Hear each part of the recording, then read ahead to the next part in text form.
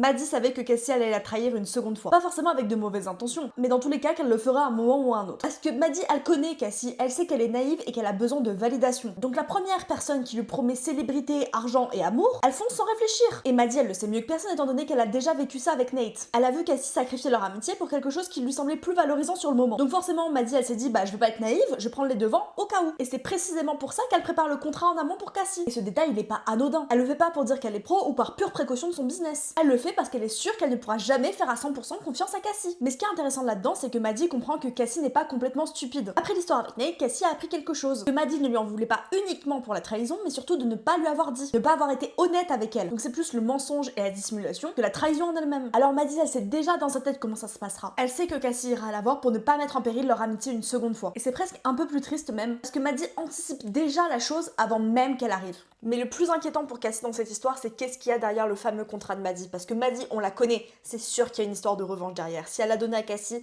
c'est qu'elle est au bout du rouleau et que là, elle va la faire payer.